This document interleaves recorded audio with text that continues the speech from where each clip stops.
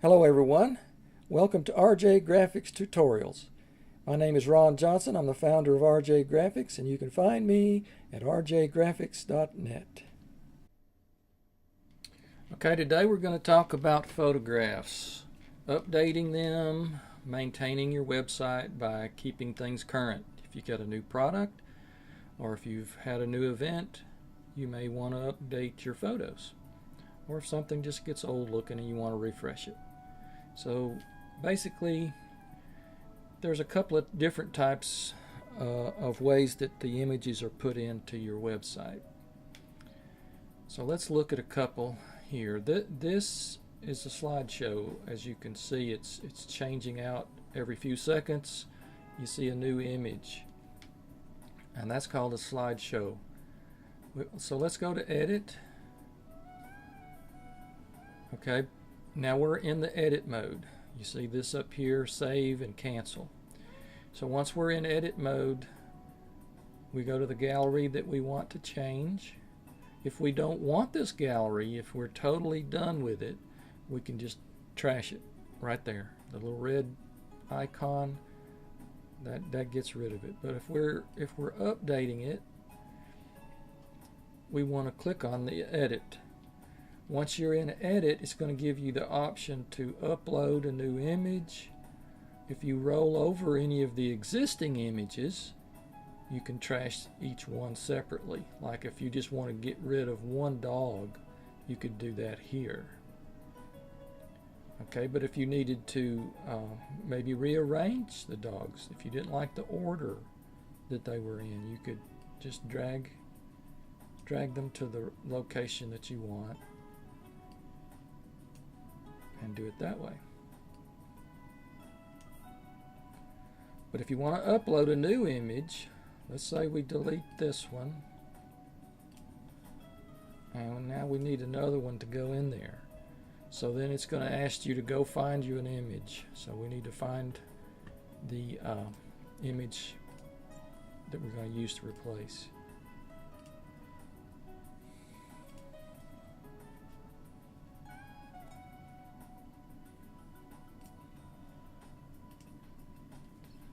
So now it's pulling that image in. As you can see, the little spinning wheel there. And it might take a minute, but depending on the size of the image.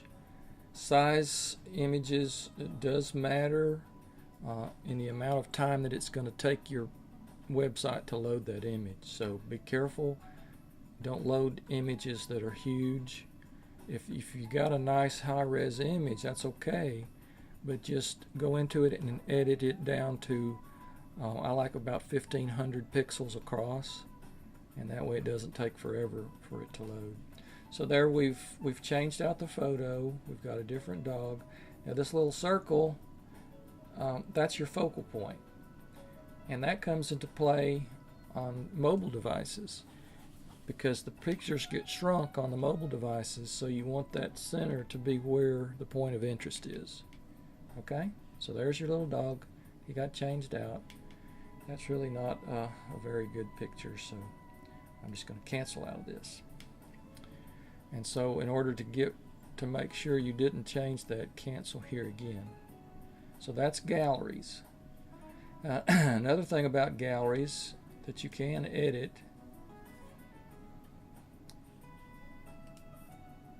is the way it's laid out. And that's done up in the right corner by design. You see the one that's highlighted here is called slideshow. You can do carousel, you can do a grid, you can do stacked. And I'll show you these one by one so that you can see an example. So stacked actually gives you each image on the web page in a stacked fashion. You can do a grid. That will show you every image, and you can crop them so that they're all equal. You do that here. You can do one to one, which makes them square, or you can make them vertical. You can make them horizontal. You can do widescreen. Lots of options here. Carousel is similar to a slideshow in that it does rotate the images across, but it also gives you a little bit of an image of the previous and the last, the previous and the next. So we'll go back to slideshow and cancel. We don't want to save any of this stuff. You sure you want to cancel? Yes. Okay, so that's galleries.